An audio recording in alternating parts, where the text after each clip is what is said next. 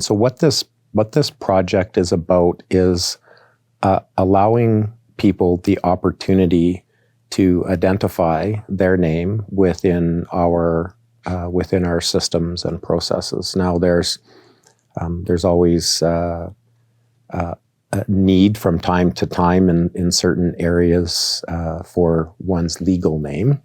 And so if an individual hasn't taken the steps to change their legal name, then that name will still be required in cases like income tax, benefits administration, et cetera. But the initiative will allow people within our systems, and you can think of, Bear Tracks, which is our underlying systems, our core systems like PeopleSoft, which is quite significant. You would see it when you are able to register for classes, et cetera, right? Throughout the systems that an employee or a student, faculty member, staff member would interact with, they're able to input their primary or affirmed name.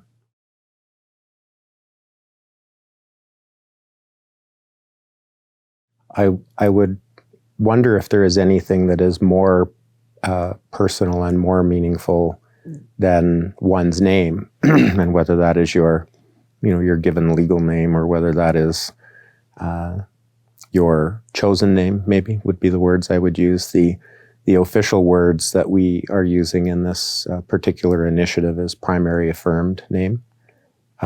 For members of our trans community, beyond the safety, psychological and physical safety issues that those members of our society and our community face every day,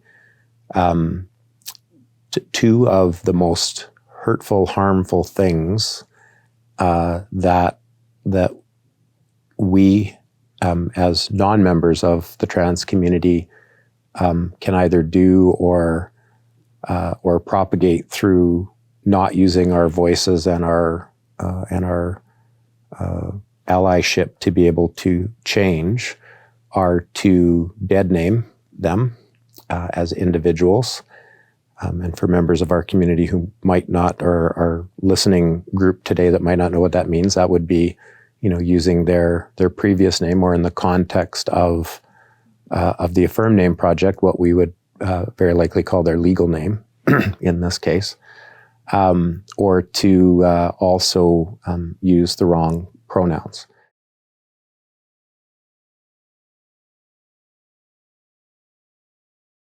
Members of our transgender community have been instrumental in raising this issue, and I'm sure that's no surprise to our listeners today. But there are many other aspects of it. So, a couple that come immediately to mind would be people that may come from other parts of the world, and that for various reasons, which will remain their own, will want to be identified by a name that they prefer, that they want to affirm in maybe their new Canadian or local Edmonton, Alberta environments.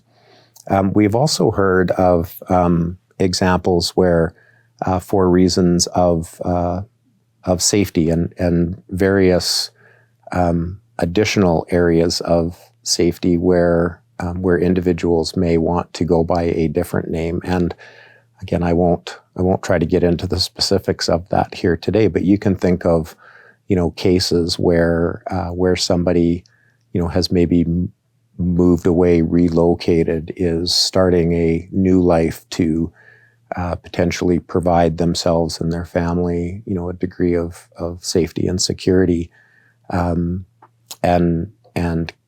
having their legal name out in that public realm could put them and their family at risk. So there are varying applications for the project, and I think that we will uncover even more as the initiative continues to move forward.